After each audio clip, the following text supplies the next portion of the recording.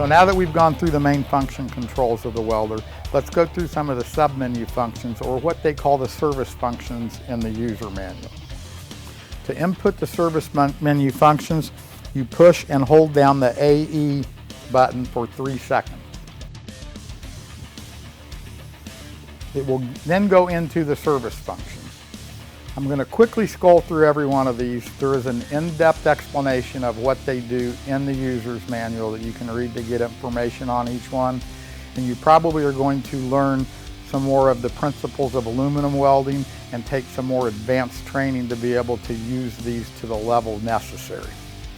The first service function we have says H2O. This is basically a water cooler that we can turn on and off. It's more of an industrial function. The welders in the collision industry don't have the water coolers on them, so there's no need to even go into that. The next function is a trigger control function. Again, this allows us to change the trigger from the 2-step to the 4-step trigger, or then again to a 3-level trigger, which is an adaptation of the 4-step trigger used for aluminum welding. The next function, Spot-Weld Timer, so we can turn on and off and adjust the time of the spot-weld weld. Next is a hot start, which we can turn on and off. Hot start is beneficial when aluminum welding. It increases the amperage of the weld at the beginning of the weld to get us out of the cold start at the beginning of an aluminum weld faster. We can turn this on and off. Once we turn it on, there are 3 other parameters we can set, which is the percent of the hot start amperage, the time it stays at that level, and the slope down for how long it takes it to slope down to the normal welding amperage. We can leave those set at the default by just scrolling through and leaving them at the default functions, which gives us a starting point. The next service function is crater fill. Basically the opposite of hot start. We can turn that on and off. What it does is ramp the voltage and amperage at the end of the weld down slowly at a slope instead of just cutting it off all at once. Again, on and off. Once we turn it on, we can change the slope,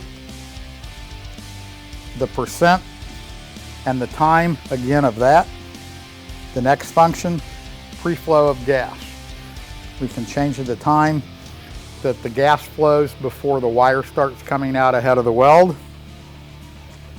Post-flow of gas, again, controls the amount of time that the gas continues to come out after we let go of the trigger and the weld is stopped. It's a timer setting that we can adjust a number of seconds. It will stay on with that. Next one, ACC. ACC is what we call soft start. This decreases the speed that the wire comes out until an arc is struck to keep the gun from pushing back into your hand. Set up with an automatic setting to start with. You can change that to manually adjust it if you need to. Next function beyond that is burn back control. It's how far the wire burns back to the tip after you stop the weld. Again, has an automatic setting built in normally, and you can change the timers on that to adjust that manually if you need to also. Next one is impedance or inductance. Won't do us a lot of good with aluminum welding, but if we're in short circuit mode and MIG brazing or doing steel welding, the inductance changes the penetration of the welding bead. Next service function, DP, is for double pulse. Again, we can turn this either on or off. Once we turn it on, there are a number of sub-functions beyond that that will have default settings. We can just scroll through them and leave them in default in the beginning. Once we learn how, we can adjust these to control the weld even better. The next service function says PP, which stands for the push-pull torch, but there's actually nothing to adjust on this one. So we just scroll past it to PPF, which is push-pull force. This adjusts the torque of the push-pull motor to match it to the torque of the push motor. Next one, inch timeout. You can turn this on or off. This is how long the machine will feed wire before it sees an arc and automatically shuts off. With it turned off, it will just continue to feed wire as long as you hold the trigger, even if an arc never establishes itself. If we turn it on, we can set a timer to where after so many seconds it will shut off so that you're not wasting wire. The next functions are functions that are in the machine for industrial usage and we will not use. That is the 9C, the UTC, the DST, and then the last service function is FAC. This is the function that restores the machine to the factory default settings.